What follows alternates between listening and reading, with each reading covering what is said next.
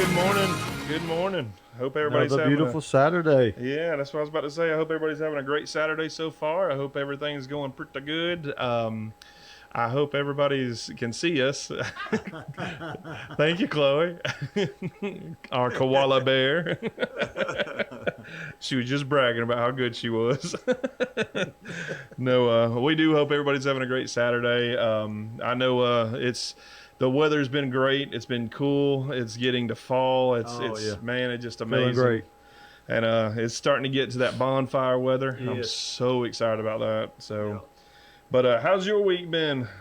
Been good. Been busy week. Had a little different hours at work, but we're back on a normal schedule now. So, uh, just kind of pushing along. Cool weather's definitely made it nicer to work in. I Oh, can tell yeah. you that.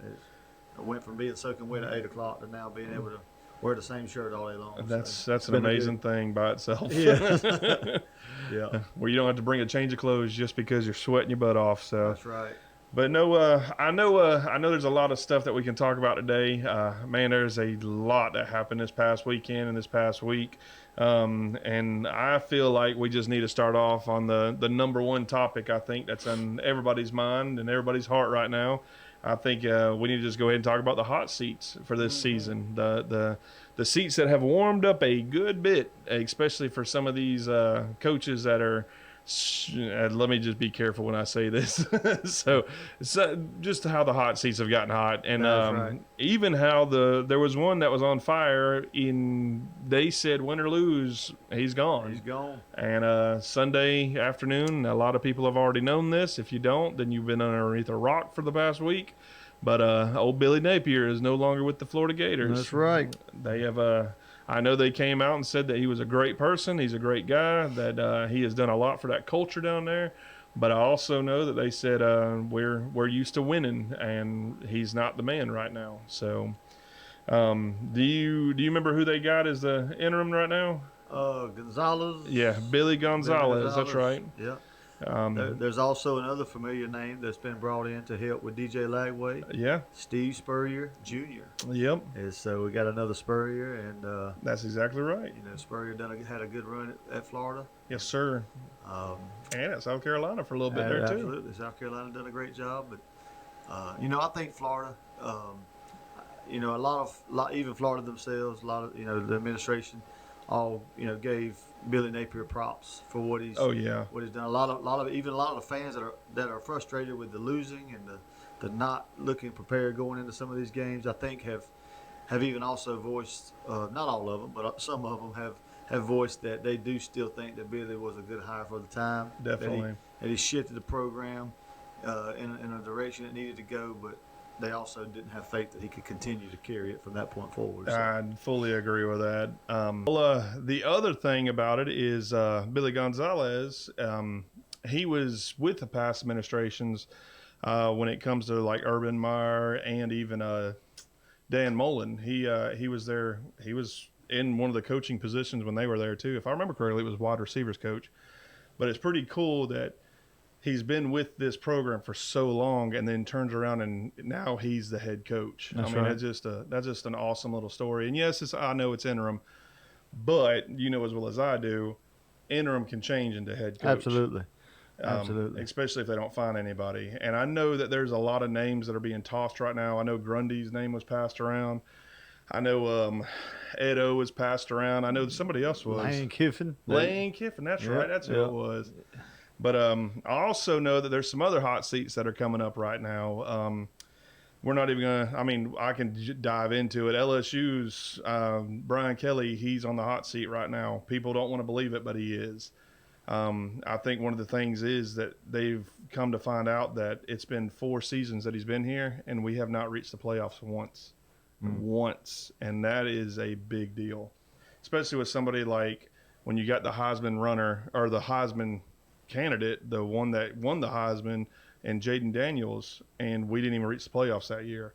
And then you turn around and this year, everybody, I mean, they poured piles of money into that LSU offense and defense, and we got a good defense, but that offense is still struggling. And there's been some changes that have been made already, but I'll be honest with you, if things don't turn, if he loses to Texas A&M, if he loses to Alabama, I'm going to be honest with you, I don't see Brian Kelly with us much longer. Yeah. So It's tough to go into a program that's known for, being able to succeed. But with Brian Kelly, he's had some good teams, but seems to, in his coaching tenure, to fall short. I read a stat today I never saw before, was that his time at Notre Dame, LSU had some major wins and bowl wins and things like that. I think they looked at his last and 4 years or something like that. And Notre Dame had 0. Yep. And then since his move from Notre Dame to LSU, it's like Notre Dame's had 4 and LSU's had none. Yeah. So that is a big deal. Whether people believe it or not, that is a huge deal. But not only him, there's somebody else that's on the hot seat, and a lot of people don't want to talk about it, but it's Mr. FSU right now. Mike Norvell. Yes, Norvell. He's off to a 3-4 start, and he hasn't won an ACC game in 2 years, if I remember correctly. It has been 2 years. So, and we got a lot of FSU fans that are friends with us that watch online here, and I can go ahead and tell you, it's not looking too good for Norvell right now. And I'm going to venture off to say something that not a lot of people would say. I don't think he's in a hot seat, but I would put him in a hot seat right now, and that's Dabo. Absolutely. I believe since the start of the season, he's been on the border. I think the more he they continue to stumble, it's just getting hotter for him. And I'm curious if Clemson's going to look at what happened at Penn State and say, I know he did great for this program. He's putting us to an elite level, but it's time. Yep. And I'm just curious. But you also, you're biting a bullet if you do this, because at the end of the day, if he leaves, where he goes, he could turn that program around too, and then next year they could be beating Clemson. Absolutely. So it's a catch-22. It's a careful decision that's got to be made. Because one thing I would say, like a lot of times I compare Dabo Swinney to being like a Mark Richt, but the difference is Dabo Swinney has won the big games. Oh yeah, a couple of times already. Them, yeah. And so Mark Richt was a great man. I still have all the respect in the world. Still think he's a great coach. Great guy. He kept Georgia in and out of the top of the SEC for years and years. But it's like there was always that couple of games that they would stumble on. Just couldn't get past that and couldn't win the big ones. And so to this day, like I said, as a Georgia fan, I like Mark Richt. Oh yeah. But I'll take Kirby Smart any day of the week. Yeah, I can understand that. And so I love the sport, and even though I'm a Georgia fan, win or lose, I'm gonna hope the best for them. But at the end of the day, I love football together. Yes, sir. I love talking football. I love watching football. And so the truth of the matter is you're going to have bad seasons. You're going to have rebuilding seasons.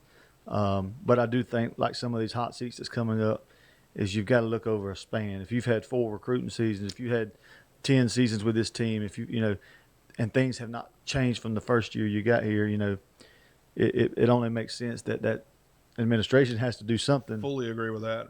And I think that's why LSU's in such a hard spot, because this is his 4th season. Brian Kelly's 4th season with us. And I even think Norvell, ain't this his 3rd season? I want to say it's his 3rd. It might be his 4th. It may be. I can't remember, but I know he's up there. Dabo's been there forever. I mean, he's been at Clemson since Clemson was built. I don't know what you're talking about. A long while. But then you turn around and you got programs like Auburn right now. I know people don't want to admit it, but he's on the hot seat, Hugh Freeze. And then you kind of wonder, well, who could Auburn get right now? Because Hugh Freeze is about the best thing they got. But I'll be honest with you, Auburn can do better. Auburn's got the money. Auburn's got the potential. Auburn's got talent. Whether people want to agree or not, they got talent, and they could do something big.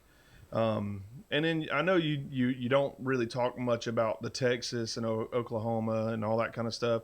Texas, I think they're safe. I know that everybody is, he's on the hot seat. No, he's not. He's got a brand new quarterback.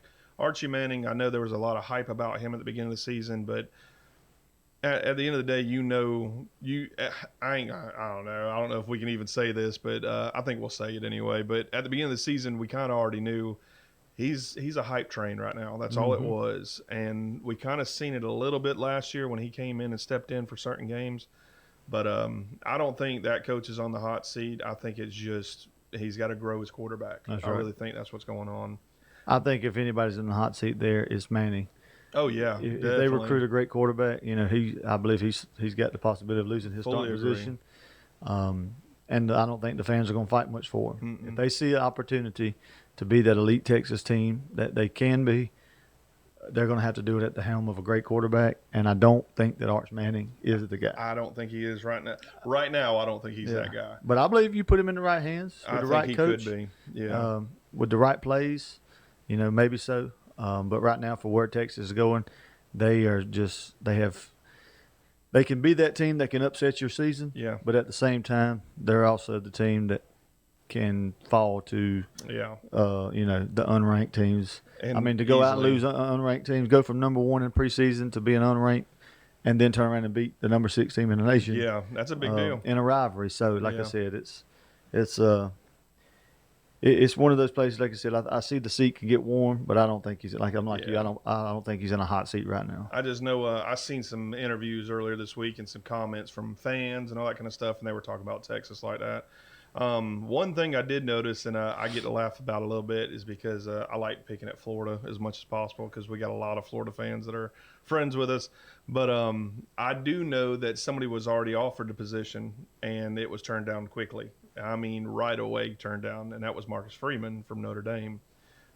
They said that he was offered the position as is, like come straight up in, and no, I'm good. And it was just like, wow. So makes you wonder, does he already have a dream job inside, or is Notre Dame his dream? Is that where he wants to stay? Because Consider. I mean, you know as well as I do, same with Pastor. And when you get somewhere that you just know that you're supposed to be at, you don't want to leave. You don't want nothing to do with it. So You can make all the flattering phone calls, but just nothing feels like it's worth the leaving for. Exactly. And it's worth staying sometimes. And I will say I'm going to keep throwing Coach O out there because I know Coach O wants to get back in football, and I know a lot I of want people. Coach O to get back in football. I do too. He would be. I'm telling you, anywhere he's at, he makes college football better. Yeah. So, but anyway, getting off of the hot seat stuff, just saying, Florida is in the spot that they are in. I just like bringing that up. So Well, you mentioned something a moment ago about Auburn. Putting a lot of money in the program, putting a lot of money. I wonder if there's a way that Auburn might could find a way to put some money in the referees, especially because this week. they are catching. To Hugh Freeze's defense, they could be very easily. Oh yes, sir. A one-loss team. Yeah, definitely. And so they have caught some horrific breaks this year. Yeah, some of them is up to the call on the field, and does it reverse? The other ones are almost blatant rule breaks. Yes, sir. Other ones are almost like blatant missed. And it's like, wow, this is like, how can one team? You're gonna have bad calls, but how does one team get the worst calls of the season and not over just and one over game, and over? 2 games, 3 games, 4 games. Every time you turn around, it's like, what's Auburn got going on this week? That's right. That's right. What kind of voodoo they got on them? But no, and even talking about that is a perfect way to say this. But in the Georgia-Auburn game a couple weeks ago, there was some calls that were made. And we were kind of talking about before we started this podcast, but I don't think it was fully the ref's fault on the field. No. We talked about it. We talked about it after the following podcast. We talked about that. And, oh, yeah. That call was made on the field, and there went to review, one of the longest reviews we've ever witnessed on television. But it was a review. And in order for a play to be overturned, there has to be indisputable evidence. Right. And there was so much. Like every Auburn fan in the world is going to say the ball broke the plane. Maybe it did, but the replay, you can't tell because there's 2 hits on the ball. And so again, it's one of them. That's one of them calls. You just don't get the break. I'm not going to necessarily say it was a bad call. Because you got to think the referee in that split second has to make that call, and they didn't even make it in that split second. They looked around trying to find the bottom of the pile and realized that the ball was at the other end of the field. Yeah, like, wait a second, what happened? And so they called it a fumble, and let's go look at the replay and see. Yeah. The wild part about it is that lead referee is suspended for the rest of the season. Oh, Ken Williamson. And this is where my question comes in. And now, I know that's not the only call that is being questioned about that game. Is the clapping one? Yeah, could have been handled differently, and maybe that's the reason why. But I don't see how you put that on the head referee for that call because that call went to replay, Yeah. and those people in Birmingham, Alabama, reviewed it, watched it, and they made the call to uphold the call on the field. That was exactly right. So I don't know the details of it. Maybe the clapping is what pushed it over the edge. Yeah. That they should have either charged them a timeout Well, or they should have. I just think personally that don't come down to the ref that's on the field, Mm-hmm. because if he takes it back to the booth, and I will say one thing, kind of want to put in here, ACC is doing something awesome this year. You're hearing the conversation. You're hearing Yes. and you're seeing what they're doing, but you're also hearing that conversation that they're having back That's with right. the studio. So I think it'd be cool if SEC did that a little bit too. But honestly, I think it's more on that room than it is on that head ref, because there's only so much he can see right. in that one moment. So and he's relaying it back to the studio to find out, hey, what's y'all's take on this? Because I have no idea what to say. So I really think it's more or less on them than anything else. So I don't agree with the suspension, and I think we just said a minute ago that he's suspended for the rest of the season. Yep. And this is one of the lifelong referees Yeah. for SEC. He has done Earlier phenomenal. this season. He said this would be his last season. Yeah, he's and retiring. So if he's suspended the rest of the season, I mean, that's just he's done. That's it. So I hate it for him. And I hate him walking out on that. Right. That's the worst part of me. And I know that that's part of the responsibility Yeah. of being a white hat. And like I said, in the defense of the decision made, possibly, maybe it comes more down to the severity of the timeout call. Yeah. Or the clap call. And again, the referee that made that call is not the one that was suspended. Yeah. Now, of course, he was consulted and obviously Right. held the power to make the decision that we're going to start the clock, at my signal. Yeah. But there was no charge timeout. Now, on the other side of it, Georgia finished that game with a timeout still left on the clock. Yeah. On the wall. So, take the timeout from him if you want to. It's one of those things. It's, I'm not going to say it cost anybody the game, but when you're the team that suffers from it, I understand the frustration, anger of something that seemed to be blatant. So I don't know. Maybe that's more of the weight of why the suspension's happening. Yeah. I don't know. Who knows? But anyway, we'll jump back into some of the games from last week. One of the biggest upsets that happened last week actually happened on Friday night. The number 2 team went down to Louisville, 24-21. Yep. And At home. I'm not gonna lie, I don't think anybody's seen that coming.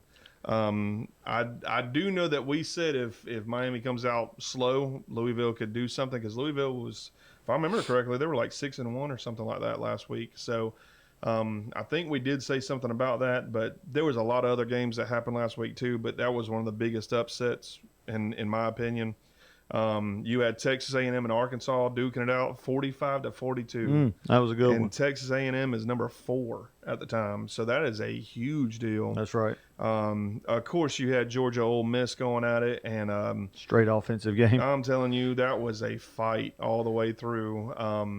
There was some moments where it was like, man, Ole Miss is about to walk away with this, and there was some moments that Georgia's about to walk away with this.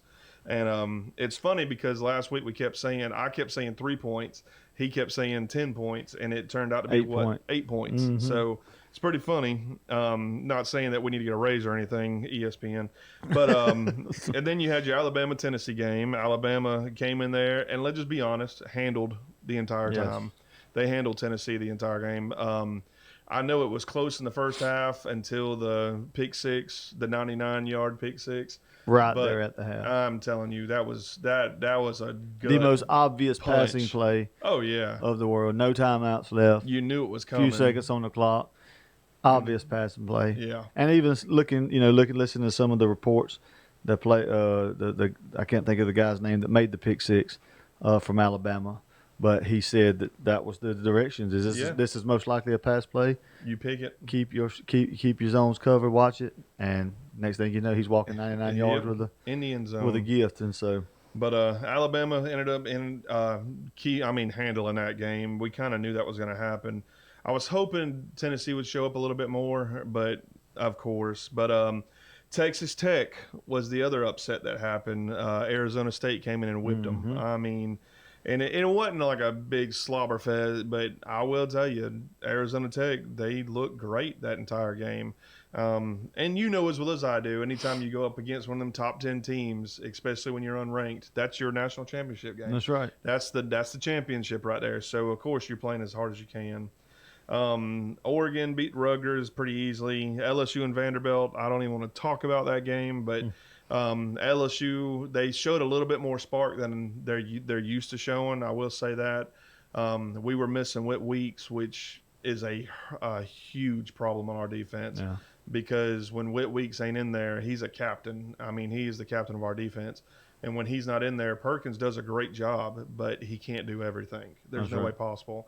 And the other Weeks brother was in there. He did good. He got a couple sacks when he needed it and all that kind of stuff. But at the end of it all, Vanderbilt they had a better scheme. Brian Kelly got out-coached. I don't care what anybody says. He got out-coached.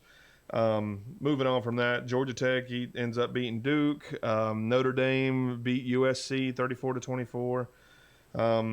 There really wasn't no other upsets last week. Now I will say Missouri and Auburn, there was controversy in that game too. Yes, it was. Because Auburn kicked a field goal and it sure enough looked like it was good. And when you go back and watch that replay, it looks like it was, yeah. I have watched it multiple times this week, and I have yet to see one that looks it looks like the kick's not good. Yeah. I mean, everything I've watched is like, man, that is That's obviously perfect. inside the Yeah, upright. it's on it. But we're But not going to again, get into that. never seen one team suffer so many calls. Then the rest of the week, Texas, they had a fight with Kentucky, 16-13. And can we just be real for a second? Kentucky is probably the worst Kentucky that we've seen in a while. And for Texas to struggle with them as much as they did, I think that speaks a lot more to what people don't realize too. Mm-hmm. But anyway, we'll come off of that and we'll get into this week. Of course, we ain't gonna go through all the picks because we ain't giving everybody our schedules and all that good stuff. But I think some of the big games that we really want to look at and focus on, like Ole Miss and Oklahoma. Yes. I think that's going to be a great game. I think it's going to be an offensive game for a little while, but I also think it's going to be a defensive game for a little while because Oklahoma's got a pretty decent defense. Ole Miss has got a high-powered offense. Georgia just showed how you can slow that down a good bit.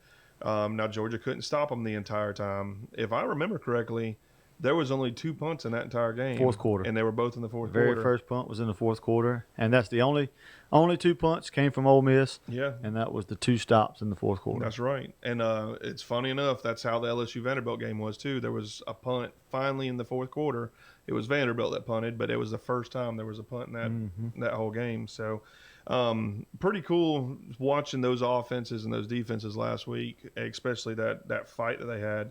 And being Ole Miss is ranked 8, and Oklahoma's 13. Yeah. But Ole Miss is going in there as the underdog. Yeah. Oklahoma is actually favored to win that game. By 5.5 points. But I'm going with Ole Miss on this one. I think I'm going to go with Ole Miss too. Yeah, I think Ole Miss wins it. I do too. Oklahoma just ain't showed me enough this year. Now they've showed some great games. Yeah, I definitely think Oklahoma can win. Yeah, I just think Ole Miss takes it. I do too. Saturday. And I think with Ole Miss having that black eye, they're trying to prove a point right now. That's right. Alabama, South Carolina. I don't think it's going to be a game. To be honest with you, I think Alabama's going to go in there and handle that pretty easy. Yeah. The next game is Mizzou and Vanderbilt, and I think that's going to be a tough game. It is. Mizzou has been awesome this year with a lot of their offense. They've been shutting down people in certain areas, and then of course they get kind of blown out a little bit here and there. But Mizzou, I think they're 5-1 or 6-1 right now. So, and they're number 15 right now. Vanderbilt's 10, And their one loss was to Alabama. and Vanderbilt's one loss, Alabama. And if you go back and look, if I remember correctly, both of them lost by 3 points. Yeah, I think so. I can't remember. So I think this is going to actually be a really good game, a lot more than what I people know think that it is. Missouri was marching down the field and had a chance at that game and threw the interception. They could have won that and game. so, I do think that Missouri's defensive numbers and offensive numbers are outstanding this year. Yeah. They know how to stop the run, and they know how to stop the pass. But you're playing Pavia, and he is a natural born beast. Yeah. He's a tough man to If he can't find an open spot, he'll run it. Yeah, And that LSU can tell you. you have So, to pull something from your defense to make sure he's locked down, Yeah. which could possibly open up holes in your backside. So, I think it's going to be a good game. I'll be honest with you, I really don't know who I'm going with yet. I was wrong, by the way. Vanderbilt lost 30-14, so they lost by 15 points or 16 points. Mizzou lost by 3. So, Yeah, Vanderbilt does. Vanderbilt still was a have tied the ball edge, game though. going into the half. I Oh, do yeah. remember that. That was a And, tight game there. They started trying to make big plays, trying to score fast, and Yeah. it cost them. I think Pavia got in his head too, Yep. especially in that big crowd. I think he got in his head. But moving on, I really do think it's going to be a great game. I kind of give the slight edge to Vanderbilt, but I could definitely see Mizzou winning this game. And I don't think it's going to be 10, 14 points. I think it's going to be 3 to 5. That's right. Some of the other games, I know there's one that I really want to talk about, but the Texas A&M LSU game, I think it's going to be a little bit bigger than what a lot of people think it's going to be. Texas A&M's favored by 2.5 points right now. Texas A&M has never beat LSU in Tiger Stadium at night or in Tiger Stadium period since they've joined the SEC. So this is a big deal for And Texas A&M. LSU's always played well at night. Oh yeah, At home. we play awesome at night, especially at home. But I'm going to be honest with you. I'm biased, of course. I'm going to pick LSU, of course, to win. But I can easily see Texas A&M winning this game, Yep. especially I know if we that play it like we is. did last week. It is ringing on the upset bell this year. This week though. It is. There's a lot of people that are thinking that A&M could be upset this week. Yeah. So. And it's a very big possibility. There is another game that I haven't mentioned yet that I think we need to make Koala Bear choose, just because she don't want to choose She is this so one. excited to pick this game. She's been talking about it all night long. But it is the Auburn-Arkansas game. And the reason I'm saying that this is going to be a better game than what a lot of people think it is because they're both the underdogs of the SEC right now. I know Arkansas has a new, interim coach. Not a new coach, but an interim coach. Definitely not new to Arkansas, Bobby Petrino. But I think it's going to be a good game because he has been – he's been lights out here lately. Yeah. I know that they haven't won – but, man, they have been in the position to win that game every single time. So I really think this could be a really good game between Arkansas and Auburn. So, Koala, I'm going to ask you real quick. Who is your pick? Okay. I think I feel bad for Auburn lately, so I'm going to pick them just because I want them to win. But I don't know if they will. Yeah, I got you. All right, so you going with Auburn. All right. Well, who are you going to go with? I'm giving it to Auburn. Auburn. I think Auburn is I don't think they can be broke down much more with difficult situations and tough calls. You guys think? I think that Auburn finally finishes it. I think the shoe's got to drop. I really do. I think it has to for their luck. I think Auburn's going to win this. But because you two picked Auburn, I've got to pick Arkansas. I got to, just because you two both picked Auburn. So that way, at least one of us is right. You know what I'm saying? That's right. If not two. But I think this week, especially today, is going to be just a great games all around. I think we're going to have a good competition today. There's a couple teams that are off today. If I remember correctly, Georgia's off today. Georgia's off. Yeah. Well, they play. They every year. Georgia and Florida have a bye week before they play each other. So It sounds like us and Florida Bama. and Georgia play next Saturday. So we're really looking forward to it. But There is another game that I did want to mention, by the way, and it's just because it's still on the upset alert. I don't think they're going to get upset, but it's a possibility because look what just happened to FSU. Stanford's coming in to Miami, and it could very well be an upset because That's right. Stanford upset FSU last week. Do I think it's going to happen? No, I don't. I think Miami's going to handle this one because Miami's seen what happened last week, and they said, we're not going to do this again. I am going to throw some shade at Miami for a second, though, because I did watch some interviews with Carson Beck, and he threw a lot of shade at his players. he could have hurt himself. I in that. think he did. You no matter how you feel, no matter you don't put your brother out there to take the You don't hang him out to dry. Yeah. And I want to say, I want to ask the Miami fans, like, what is the problem down there? I'm telling you. I mean, 40-something years, we wanted to see Georgia win a national championship. If they creeped into the top 25, I mean, stadium was sold out. Yeah, Miami is sitting at number 2, and they couldn't sell it. and the stadium stays half empty. Like, what is Made going no on sense. down there? Like, why? There's so much connected. There's so much history connected to the U, and I'm thinking to myself, I know that this program is big. It's wonderful, but I don't know. The stadium looks disappointing, and Yeah. it's almost like at some point that's got to affect the players And to go into these other stadiums where they're playing big games and they're going to have to play away, and then they got to fight the crowd. yeah, And then you got a home game, and it's like, well, we're and number half 2. the people ain't even showing up. This is an unranked team, so we don't show up, man. I mean, I've seen stadiums sell out for, Louisiana Monroe. Yes, When your team is playing, you show up. yeah, I mean, you got to be a fan all the way through, and I don't understand it. It shocked me, Well, and I I want think- to encourage Miami fans get out yes. and get to the game, fill the place up. If you can't get there, make sure you're tuning in and watching it. But I think a lot of them stopped because Louisville is who they were playing last week, but it's still at the same time. That's still I don't an know AC that they've had a sold out game this year. I though. don't think they have, but that's an ACC game. You know what I'm saying? You gotta show up for your team for those. Anyway, let's not get into all that mess because we could be sitting here all night or all day talking about it, all night talking about it. Yeah, Yeah. that's a better way to say it. But no, there's a good couple of games that's going to be played today, and I'm excited to see who's going to win, especially the Auburn-Arkansas game. I'm really excited about that one. But I think that's it for our picks today. I know Koala's got a question of the week for us, so curious to see what it is this week. So a little nervous, to be honest with you. So today our question of the week is, which top 10 team is most likely to lose this week?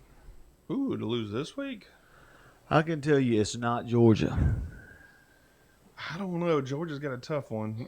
That bye week can really be tough on you. So you got Vanderbilt, Miami, Ole Miss, Georgia Tech, Oregon, Georgia, Alabama, A&M, Indiana, and Ohio I'm State. finna tell you one that's wild. Indiana. Yeah. UCLA has Listen. turned the tide this year, or Listen now. since the coaching change. Yeah. I don't think you take that game lightly. Do I think UCLA wins the game? No. Do I think that's probably one of the top 10 ones- teams that may have to watch out? Yeah. Yes. I definitely agree. I think Indiana, Alabama can't overlook South Carolina, but No. again, I think Alabama handles Arkansas fairly easy. A&M. A&M could. A&M will probably be most likely, I would say. Out of the top Yeah. 10, I think A&M is most likely. To me, to it's lose. A&M, Ole Miss. I think it's down to those two Yeah. because even though we both agreed Ole Miss is probably going to win this game against Oklahoma, I think Ole Miss is the one that is an if. They are the only ones I think that's not favored going Yeah. into the game. And A&M is 7-0, but they're going into Tiger Stadium. That's right. Death Valley tonight. So And you know how it is. If you miss something one week, oh yeah, 7-0 can easily become oh yeah, 7-1. easily. I mean, easily. I've seen it my whole life watching football. And that's the joys of college football. That's Absolutely. the beautiful thing about it. You never Absolutely. know who's going to win this week and who's going to lose. And we can bet all day long. We can, I bet it's going to be this one or I bet it's going to be that one. Brother, you just ain't got no clue. Mm-hmm. Some weeks it goes good. Some weeks it don't. Some weeks you're Auburn. So, you know what I'm saying? So That's it it. just don't work out. But I'll be honest with you. I think it's going to be, I really do think it's going to be A&M. I think LSU is actually going to pull it back together this week and do something. If they don't, then I fully believe Coach Kelly's on his way out. And Penn State might be getting Coach Kelly. Who knows? So, but anywho, you good? You got any more else you want to talk about? Hey, I'm just excited about today's lineup of football. Really looking forward to seeing what upsets happen, because I think every week so far we've had some upsets. We've had some big ones. But I also love to keep up with our picks and see, Yes. just how accurate we are. And I feel like since the podcast started, we have been We've been pretty good. pretty close. We've missed a few, but some of them kind of, the blow your mind upsets. It's hard to see them coming. Yeah. But really looking forward to that. And as always, enjoy your day of football. Yes, But don't sir. forget, get them go to church somewhere tomorrow morning. Yes, sir. Yes, sir. And make sure to enjoy them ribs and wings. So That's it. And if you got any extra ones, holler at us because we'd love to come get some. Oh So, yeah. but, Love some tailgate food. One last thing before we get off. Your wife's got a birthday coming up. And Yeah. we just want to say happy 29th birthday to Sister Ashley. That's right. So, but anyway, we pray that you guys have a great day. We pray everything goes awesome, and please be in church tomorrow, whether it's here, whether it's somewhere else. Be in church. God bless you guys, and y'all have a fantastic day.